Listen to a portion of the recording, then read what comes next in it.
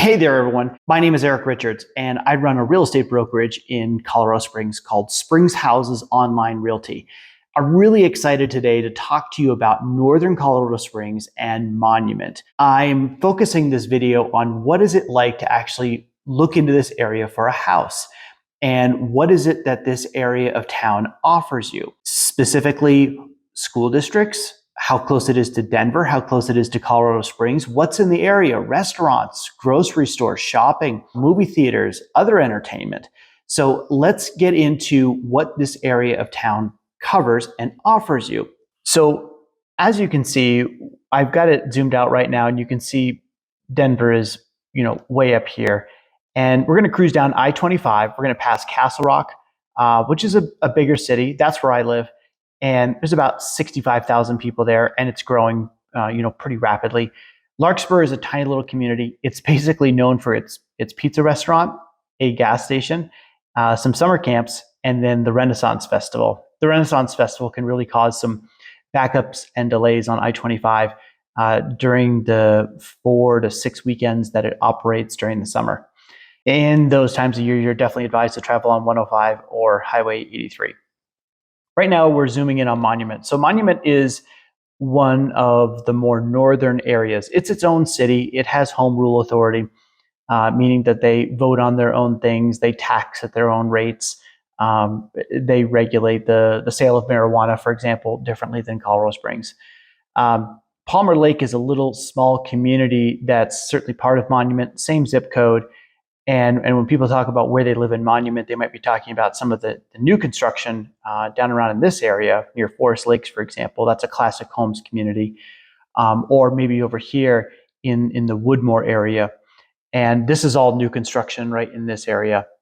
There is a YMCA down here near Higbee, and it's a great rec center. It also has a hospital within its doors. The Lewis Palmer High School is right here as well.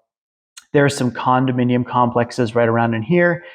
And then when you travel out on 105, you end up getting out to Highway 83, which is a great north-south artery, especially if you are worried about or see traffic on Google Maps heading up to Denver. This is a great way to, quickly buzz up all this way to Franktown and then cut over on Highway 86, or go all the way through Parker onto 470 and then cut up into Denver.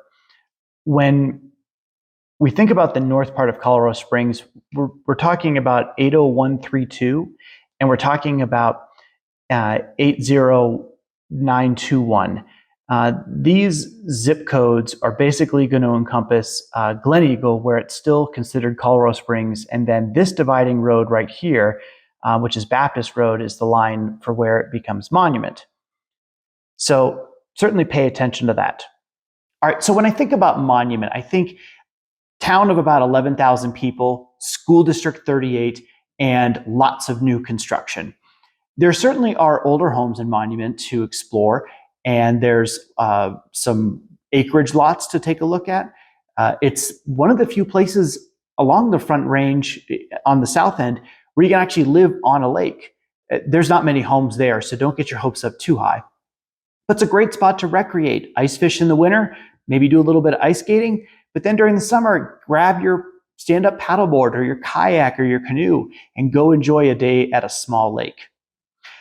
Also, Monument is going to offer closer proximity to Denver than Colorado Springs. You simply hop on the interstate, head north on I-25, and in 25 minutes, you're in Lone Tree or Centennial. And that opens up the afternoon or the evening to great shopping, great dining, a big mall, lots of fun stuff to do up there. It's also the way you'd have to take if you lived in Monument and you want to go skiing. Skiing's about 2 hours away when you live in Monument. Also, Monument has a lot of topography. There's a lot of great views in Monument. So if you're thinking about that and you're like, I want to have a view of the Front Range, I want to be able to see Pikes Peak, Monument usually delivers. So keep that in mind. If we take a look at what's happening with the drive after Monument, you'll see that I-25 is pretty straight. What the map isn't showing you is the beauty along this area of the Front Range. It's majestic. There are these mountains. It's called the Rampart Range. There's a lot of recreating that goes on up there. You can four-wheel up there. I've done that. There's lots of hiking, biking, and the area that kind of keeps you from just like getting right over there with a lot of ease is the Air Force Academy. Obviously, you have to have been a prior service member or have a contractor's badge to get on there, but it's not like you can just drive on the Air Force Academy and get right up to the Front Range to start recreating and enjoying the community. There is a road that runs out of Monument, and it's the Mount Herman area, and that's a popular spot for recreating and going, off trail, etc.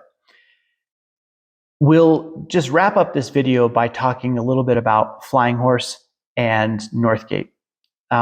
Conceived originally back in the 90s, most of this area is under HOA rule. Very few parts of it don't have an HOA. That would be some of the horse property that's out here in this area. And this area is growing and growing. Restaurants. So the whole Interquest Parkway area is just blowing up with stuff. There's hotels, light medical, a hospital being built, restaurants, bars, hotels, courtyard by the Marriott. Why all the hotels, you might ask? Air Force Academy. A lot of people come in, work there just for a little bit, or people come and stay and visit the academy. It's a pretty popular destination, especially for all the retired service members, and thank you for your service. There's also a Hollywood theater over here. If people still go to movies these days, there is one right over there. And the Great Wolf Lodge, cool thing about this place is it's an indoor water park. So when I say indoor water park, that's literally the slides coming out of the side of the building. And this place serves as a meeting area, as a convention hall, as a great spot to put your family up when they come to town after you buy your new home. At the start of what I would consider Flying Horse, there is a shopping center with a Sprouts grocery store. This little Greyhawk community here has small little yards, but allows you to get into D-20 schools, and then a lot of people want to move into here because of Discovery Canyon. Big old park right over there where kids can gather, play soccer. There's also a shopping center here. That's Flying Horse all over there. This is one of the older sections of Flying Horse. But moving in here still gives you access to buying into the club, paying annual dues, having access to the tennis courts and the golf course, the steakhouse, all that fun stuff. Here's another look at different neighborhoods within Flying Horse here. These are the paired patio home section. On our left over here is Discovery Canyon. It's the D-20 school that's closely associated with the Flying Horse area. So we just turned off of Northgate onto Bass Pro Drive. And as you can see, there are tons of shops and businesses. There's a variety of services here. There's even an indoor shooting center. Overdrive, which is an indoor go-karting. We also have a Top Golf and a couple of good restaurants here. Bourbon Brothers Smokehouse and Tavern. Of course, all the excitement was In-N-Out. When that thing came in, the lines lasted for weeks. There's also this Icon Cinema over here with stadium seating. A ton of restaurants in this area that have popped up to support this whole area. This is the In-N-Out headquarters that supplies most of the beef and products for all their stores around Colorado. Pretty cool to see. All right, so I've mentioned the Powers Corridor a lot. What is it, where is it, and why should you care? Well, it's located on the eastern part of Colorado Springs. It's a really long road. In fact, probably our longest non-highway road, running all the way up to the Northgate area where the Bass Pro Shop is, all the way then south, all the way down to, I guess you could say all the way into Fountain, though it does change names down there. And when you think about it from just this northern end conversation that we're having right now, it starts off in the neighborhoods where it's Pine Creek, Cordera, Wolf Ranch, North Fork at Briargate, Bradley Ranch, Kettle Creek, those neighborhoods are 600 to a million. They're going to have HOAs. They will typically have rec centers. Pine Creek has a golf course. High schools are right nearby. I would describe the shopping as more upper end. I would say that the restaurants also feel more like, the Friday, Saturday night out type places. When you travel a little further south of Wolf Ranch and you pass over Research Boulevard, start to move into the 500, 600 price range, even some fours, especially along Dublin North or the Dublin corridor. And then you start entering department stores, movie theater area. Then as you get further south towards Constitution, you start to see prices of homes solidly in the fours and the 500s. So this Powers corridor is a hub of activity. And I would say the main reason to consider the Powers corridor is because everything is on it that you could need. With the Best Buy, with the Kohl's, with the Lowe's, with the Home Depot, with the Walmart, with the hospital, there really is everything right along the Powers corridor. It's a great spot to live. I lived there for 3 or 4 years, and it was great, especially as a young adult. So that's the Powers corridor. If you travel down this way along Voyager Parkway, you're going to come to the shops at the Promenade. And then there's the Children's Hospital, as well as UC North is over here. There's a Lowe's, there's a Target. Our closest Costco is going to be down over here on Powers, and that will be on this intersection here.